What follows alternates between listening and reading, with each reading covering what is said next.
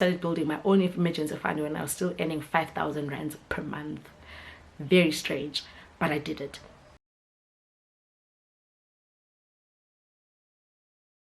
So in this video, I wanted to talk about your best practices, financial practices while you are in your 20s. Obviously, in our 20s, we don't have a much amount of money, but like we want to be successful as well, you know.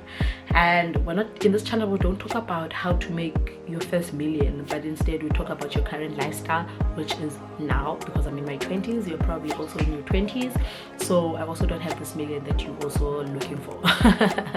But let's bounce into 5 money habits that I've developed because I've had a financial advisor for the past 2.5 years and also doing my own personal research, and it's very practical. So the first thing is budgeting. You have to budget your money. You have to know where your money is going. As cliche as that sounds, you have to budget your money. If you don't know where to start, I have a video about budgeting and creating your own financial goals, and in that video, please go look for it. I'm going to link it down below. In that video, it's going to take you straight into a spreadsheet, a Word. When it's on Word, is it still a spreadsheet? Because it's not on Excel.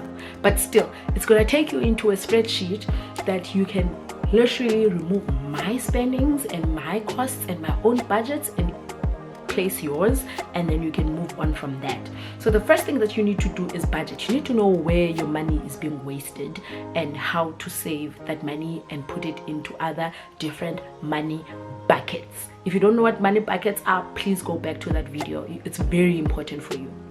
Second thing is having an emergency fund. When we're talking about money buckets in that video, you need to have an emergency fund. But what I've also realized in life, that you need to have an emergency fund for the big things in your life, not just your personal life. Emergency fund is having money that can sustain you if you were to go completely broke, lose your job, lose everything. How long can you survive? Usually it's between 3 months and a year. So if you were to lose your job now, you were to lose everything, and you were not able to pay for your car, you're not able to pay for your kids' fees, you were not able to pay for your makeup, and then your emergency fund is that amount of money. And if you have done your budgeting, you will know how much money you use in a month, which are your costs. From there, then you can build up your emergency fund and have it for at least 3 months and say, okay, I'm in Joburg, I'm in Cape Town, I'm in PE, but I'm originally from Tata. So if I were to lose my job, how long would I stay here in PE hustling for another job without having to worry about groceries and rent? That's essentially what an emergency fund is. So build that emergency fund. And the best thing about building an emergency fund is that you have to build your emergency fund in a compound bearing account. So compound, guys, if you want me to do a compound bearing account and emergency funds, just comment down below on how to build your emergency fund so that we share that, because I started building my own emergency fund when I was still earning 5,000 rands per month. Very strange, but I did it.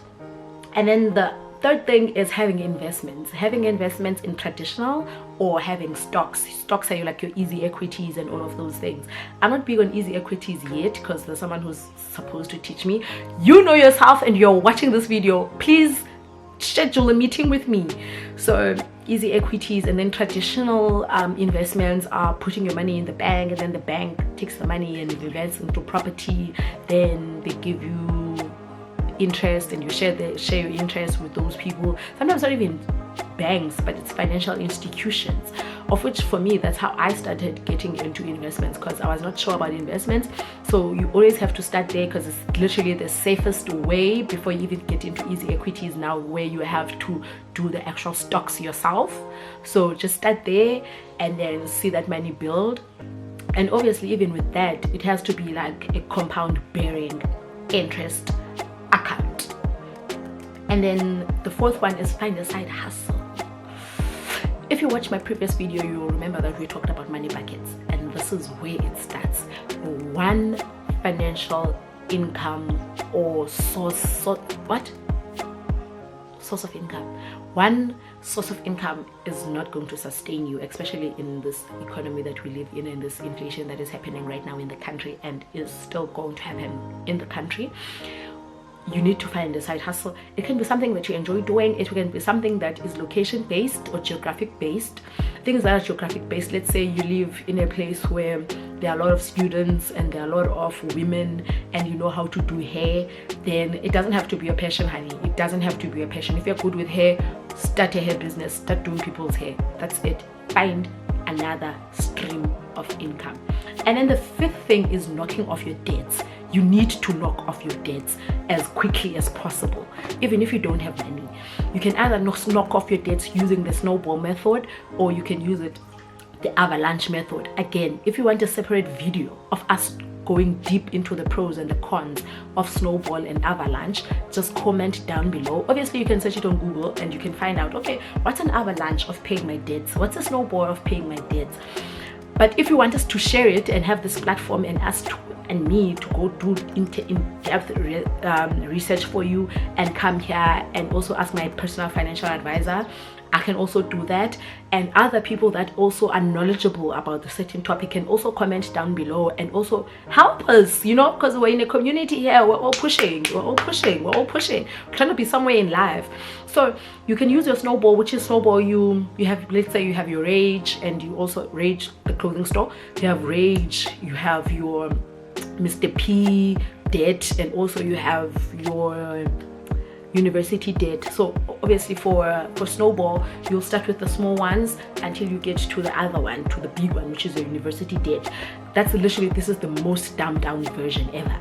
And then for your avalanche is you put a minimum payment. You put a minimum payment for all of them, but like your focus is getting off the small ones first for snowball, then you focus on the big one. And then for avalanche, you look at the big one and the small one. Let's say you owe Rage 500 rands, but the minimum payment that you're supposed to pay is 100 rands. So you only just put 500, you only just go and put 100 rands. But for snowball, you put the entire 500 rands. So for avalanche, you put a minimum payment for all of them, and then you focus on your university debt because it has the highest interest rate. So you focus on the highest interest rate. If you want me to go through this thing and talk about it in depth, please comment down below. But for now, the 5 practices that I think everyone should be doing, it's what also I'm working on. Don't think that I've achieved these things. Number one, I haven't achieved a 1-year emergency fund. Like, what? I idolize people who have achieved 1-year emergency funds. But anyways, the first thing is budgeting. Go download that PDF from that video. I'm going to link it down below. You have to budget. You need to know where your money is going, and you need to know where you want your money to go. Number 2, build your emergency fund. Because we're living in inflation, you have to build your emergency fund. If you want me to talk about how to build your emergency fund, comment down below. Let's share this platform. Let's all talk about our emergency funds, because I'm sure there are other people who have also built up their own emergency funds. The third thing is investing in investments. Start doing your investments now while you don't understand them. Start doing them now, and start the traditional method. Start the traditional method. Put it in an institution, put it in a bank, whatever, and yeah, start like that so that you normalize your brain and your heart that there are things called investments. Then from there you can move on into stocks, then like your easy equities. And then the other thing is you find a side hustle. You need to find another stream of income. And then the fifth thing is starting to knock off your debts using your avalanche method or using your snowball method. If you want me to go deep in depth, please comment down below, because as I said from the beginning of this video, of this channel is not about me. This channel is about us, and how do we move while we're in our 20s? How do we clock these dreams, guys? Like, honestly, because if I know 2% and you know 5%, let's share this percentage so that we move forward, all of us.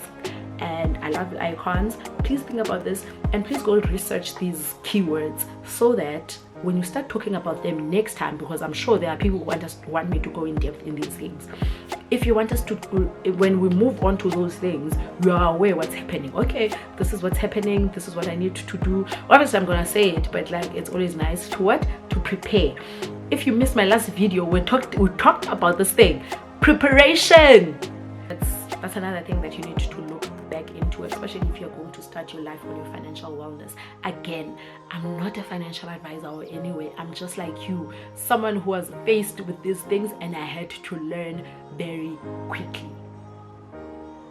I love you, icons. Thank you for watching. Please watch other videos as well. Educate yourself and learn to relearn certain things. I love you. Bye.